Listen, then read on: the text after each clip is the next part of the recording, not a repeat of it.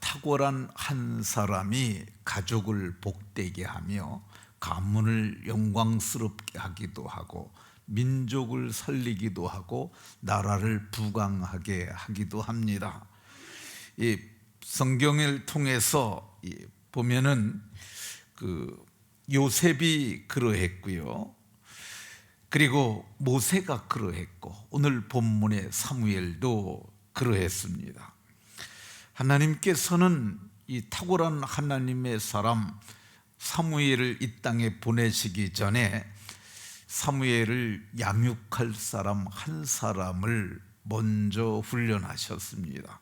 그 사람이 한나입니다. 하나님께서 한나를 어떻게 훈련하셨느냐? 그를 기도의 사람이 되게 하시기 위하여 임신을 못하게 하시니, 이 6절에 그렇게 말합니다. 임신을 못하게 했어요. 임신이 안 되니까 그때부터 한나가 기도한 거야. 근데 그를 격분시키는 분인나라고 하는 여자가 더 있었어요. 그래서 그는 하나님 앞에 기도하며 통곡의 기도도 하는 그런 사람으로 신령한 영적 경험을 하게 됩니다. 뿐만 아닙니다. 그는 오래 기도하는 사람이 됐어요. 예수님께서도 지상에 계실 때 밤이 맞도록, 그렇게 성경에 보면 밤이, 이번에 번역된 성경에는 밤이 새도록 했는데 밤이 맞도록 오래 기도하셨던 것을 봅니다. 오래 기도하는 것 아무나 하지 못합니다. 하나님께서 저를 훈련하셨으므로 오래 기도하는 사람이 됐습니다. 오래 기도하는 것은 영역이 있다는 그런 증거 중에 하나라고 할 것입니다. 한나가 어떤 기도의 사람이 됐느냐? 입술만 움직이고 음성은 들리지 아니하는 기도의 달인이 됐어요. 아마도 가정 분위기가 그랬을지 몰라요. 큰 소리로 기도하게 되면 덕이 안 되거나 했기 때문에 입술만 움직이고 음성은 들리지 아니하는 기도하고요. 그는 어떤 기도를 했느냐? 여호와 앞에 내 심정을 통하는 기도, 그런 기도하는 기도의 사람이 되었고, 마침내 그가 하나님 앞에 서원의 기도를 합니다. 주의 여종에게 아들을 주시면 그의 평생에 그를 여호와께 드리고 그의 머리에 삭도, 머리를 자르는 일을 하지 않겠다고, 나시린으로 드리겠다고 서원했던 것을 봅니다. 한나의 서원 기도를 하나님께서 받으셨어요. 그래서 엘리를 제사장을 통하여 응답을 하십니다. 이스라엘의 하나님이 내가 기도하여 구한 것을 허락하시기를 원하노라 했는데, 그 말을 마음에 받고 한나가 평안히 돌아갑니다. 그리고 엘가나와 동침하고 여호와께서 그를 생각하신지라 그가 성택해 하셨어요. 그리고 그가 아이를 낳아서 하나님께서 내 기도를 들어주셨다 해서 쉐무엘이라고 이렇게 말했던 것을 볼 수가 있습니다. 아기가 태어났는데 이 아기가 그냥 태어난 거 아니잖아요. 서원하고 낳은 아들이에요. 그래서 서원을 갚기 위하여 그는 매년 예루살렘에 올라가는 매년제를 참여하지 않습니다. 그리고 남편에게 말을 합니다. 여보, 이 아이는 내가 서원하고 낳은 아이예요. 젖을 떼고든 내가 그를 데리고 가서 여호와 앞에 뵙게 하고 거기서 그의 평생을 하나님께 드리려 해요. 이 남편에게 그 얘기를 하는 이유가 뭐냐면은 출애굽기 34장에 출애굽기에 보게 되면 이렇게, 민수기에 보면 이런 규례가 나옵니다. 이 아내가 민수기 30장 8절에 보면 남편이 그 이 아내가 서원을 했을지라도 남편이 듣고 그거 안 돼라고 하게 되면 그 서원이 무효가 되는 거야. 그러니까 남편에게 서원이 유효하도록 남편의 허락을 받습니다. 그의 남편 엘가나가 그에게 이르되 그대의 소견에 좋은 대로 하여 젖대기까지 기다리라, 이렇게 했던 것을 볼 수가 있습니다. 그러니까 한나는 굉장히 지혜로운 여인이고 모든 일을 원망과 시비가 없이 잘한 여인이라고 할 것입니다. 한나는 이제 서원한 것을 갚기 위하여 그 여자가 그의 아들을 양육했다고 이렇게 얘기를 하고 있습니다. 그러니까 자녀는 양육하는 거야. 예, 자녀는 양육하는데 어떻게 하는 게 양육하는 거냐? 젖을 먹여서 기르는 것이 양육입니다.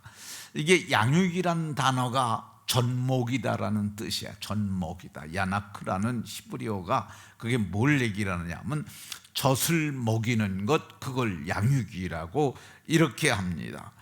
이 양육은 복중에서는 탯줄을 통해서 배꼽으로 자양분을 공급받잖아요.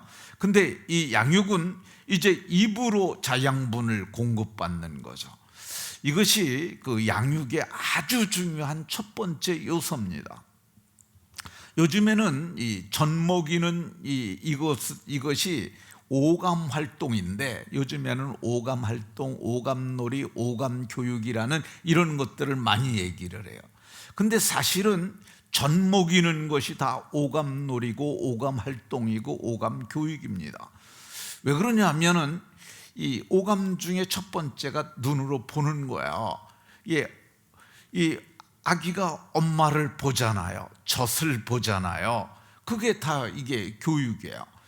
그리고 어머니의 말을 듣는 거죠. 어머니가 아기를 안고 애기야 젖 먹자. 이게 두 번째가 청각이에요. 청각. 그러니까 어머니의 목소리를 듣고, 그리고 어머니의 냄새를 맡습니다. 젖나는 어머니는 이 옷에도 젖이 묻어요. 그러니까 어머니가 이렇게 갖다 대게 되면은 그가 젖의 냄새를 찾아갖고 꼭지를 묶고 젖을 빨게 돼요.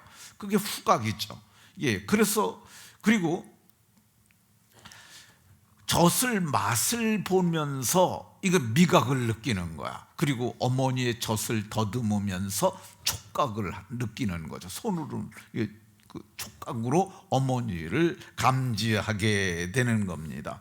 그러니까 그 젖을 먹여서 기르는 이것이야말로 가장 훌륭한 오감 교육이다, 이렇게 말씀할 것입니다. 요즘은 소젖이나 양젖을 먹이는 사람들이 꽤 많습니다. 세계적으로 그런 추세예요. 왜 그러냐면 젖 먹이다 보면 가슴이 변형이 온다고 그러고 등등 이런저런 이유로 그러는데, 젖을 먹더라도 신체적 성장은 일어납니다. 그러나 이거는 그 젖만 먹여서 기르는 것은 이 양육이 아니라 사육에 가깝습니다. 그래서 이 사람답게 기르려면은 젖을 먹이는 양육을 해야 마땅합니다. 짐승의 젖을 먹인다 할지라도 이게 애기 눕혀놓고 이렇게 꼭지만 입에 대고 오는 건 짐승 기르는 거와 똑같아요. 그러니까 어머니가 안고, 그러니까 유모시키지 말고, 그리고 다른 사람 시키지 말고 어머니나 아버지가 앉는 거죠. 앉고, 그래서 아버지나 어머니의 목소리를 들으면서, 어머니의 냄새를 맡으면서, 어머니를 느끼면서, 그러니까 이게 꼭지를 빨더라도 손으로 젖 만지게 해주면서, 이런 과정을 통해서 하는 것이 아주 중요하다고 생각이 듭니다. 어머니의 젖을 먹는 양육을 통해서 어떤 일이 일어나느냐? 신체적 성장이 일어납니다. 어머니의 피부를 접촉하는 양육을 통해서 오감의 발달이 일어납니다. 어머니와 눈빛의 교감을 통해서 교감적 성장이, 감성적 성장이 일어나고요.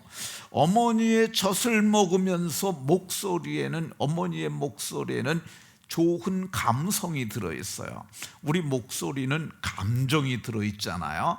근데 어머니가 아기를 먹자, 야, 젖 먹자, 이러는 엄마 있어요.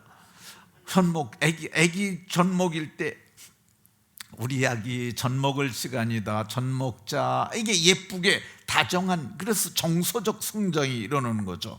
그리고 어머니가 젖만 먹입니까? 젖 먹으면서 귀로 어머니의 말을 다 듣잖아요. 그러면서 아이가 지적 성장이 일어나고, 그래서 이 젖을 먹이는 이 과정이, 젖을 먹고 자라나는 양육의 과정이 전인적 성장이 일어난다고 할 것입니다. 그러면 젖대기까지 양육의 기간이 얼마나 되었을까? 여기 보면 24절에 젖을 뗀 후에 이렇게 말합니다. 젖을 뗀 후에. 어떤 사람들은 말합니다. 이제 성경을 주석한 사람들이 말하길, 어떤 사람은 랍비 전승에 의하면은 24개월이면 젖을 떼라고 그랬으니까 얘가 3살 때 올라갔다, 이렇게 얘기를 합니다. 그러면서 이 성막에 수종드는 여인들이 있었으니까 거기서 걔를 그들이 길렀을 것이라, 이렇게 얘기를 하는 사람들이 있습니다. 그런데 제가 보기에는 이 2살은 아니에요. 젖대고 2~3살이 아니에요. 또 어떤 사람은 이렇게 말을 하는 사람이 있습니다.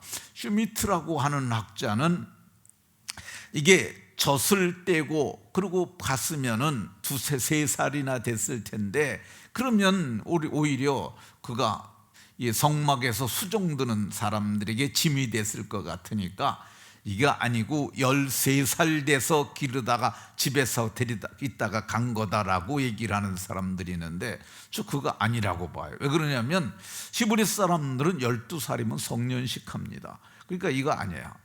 근데 제가 생각하기에는 젖된 후라는 표현이 나오잖아요.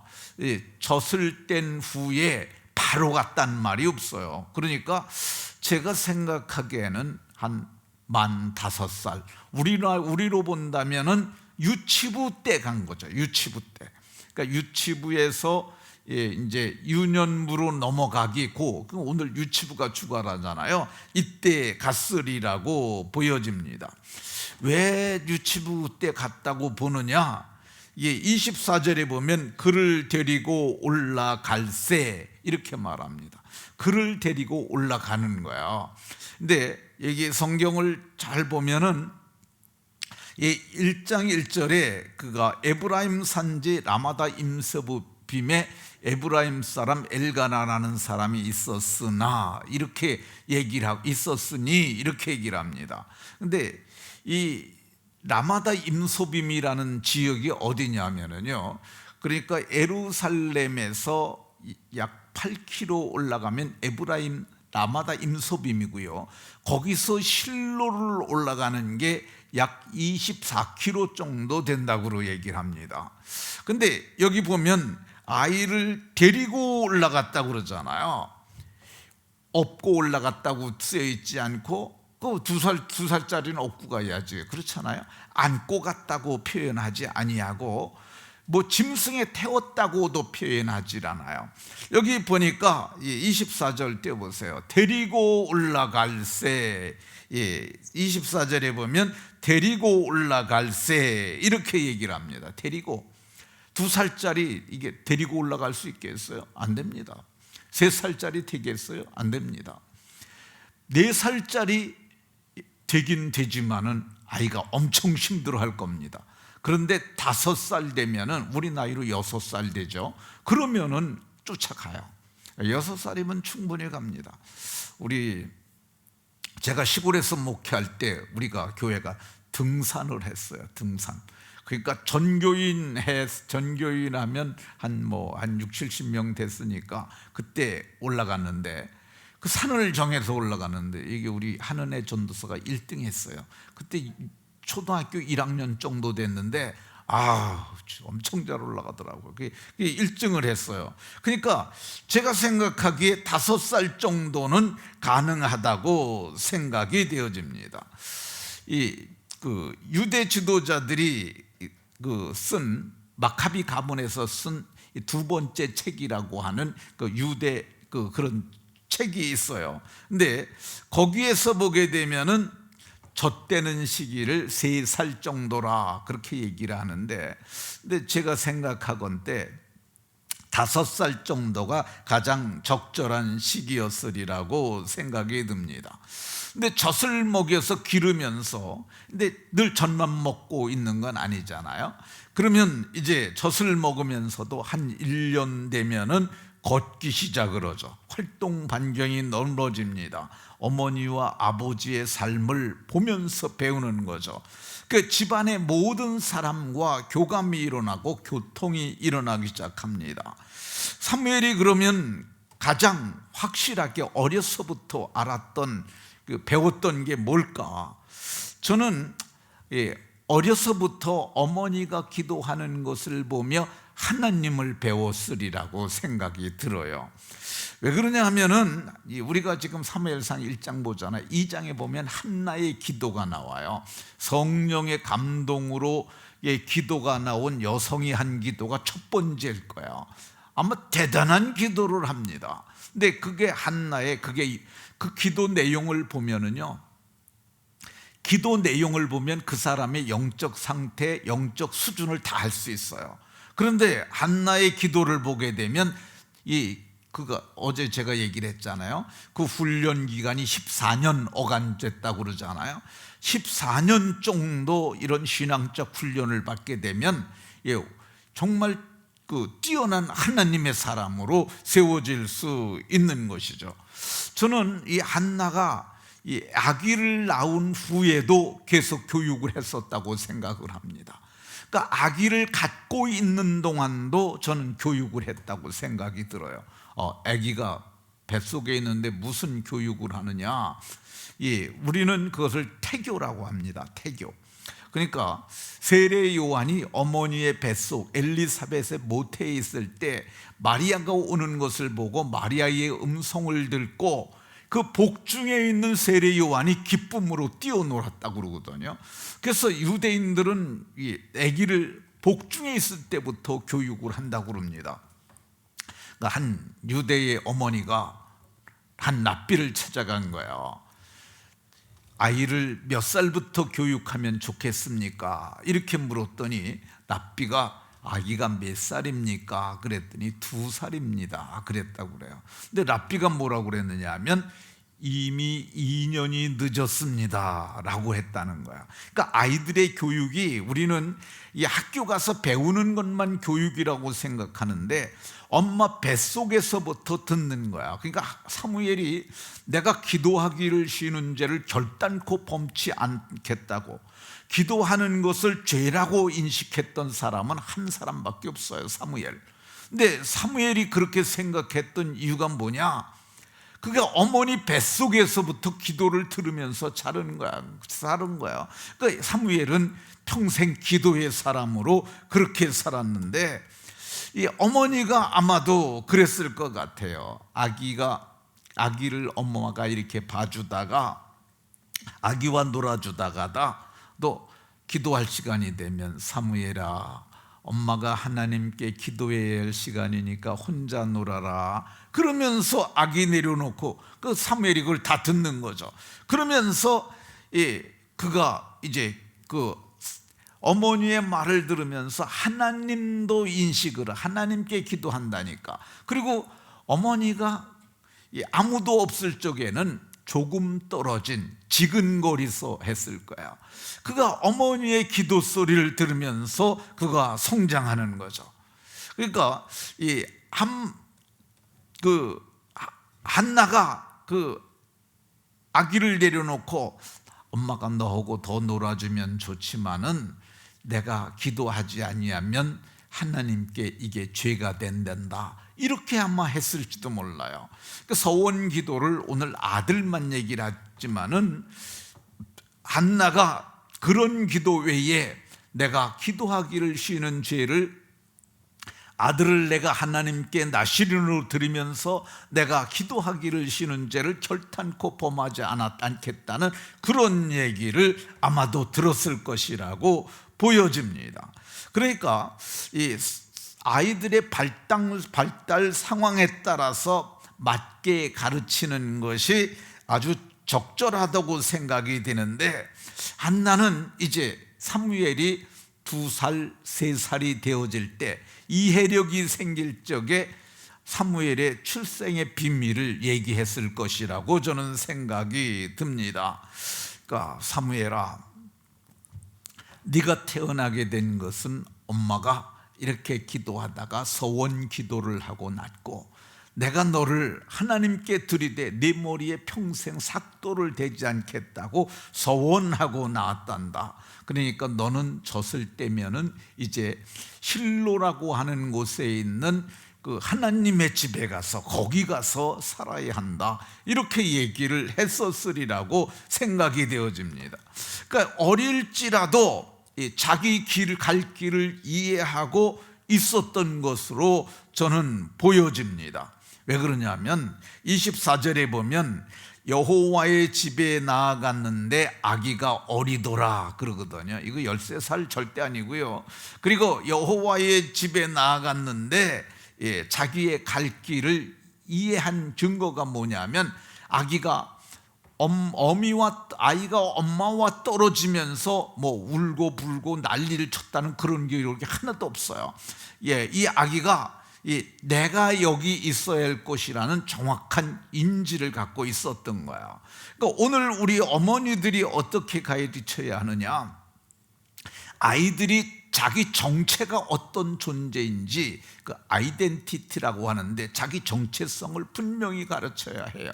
그러니까 아이들이 3살만 돼도 말귀 알아듣잖아요. 너는 어쩌다 태어난 아이 아니야. 너는 우연히 태어난 아이가 아니야. 하나님께서 때가 참에 엄마 아빠가 사랑하게 했고, 그래서 네가 사랑의 산물로 우리가 사랑해서 낳았는데 하나님이 너를 이 땅에서 보낸 아이란다. 그러면서 아이를 이 존재 이유를 가르치는 거죠. 이거는 아주 중요한 얘기입니다. 잘 양육된 아이는, 그래서 또 보면 성경을 보면 어려도 마땅히 행할 길을 할 수 있음을 성경이 말합니다.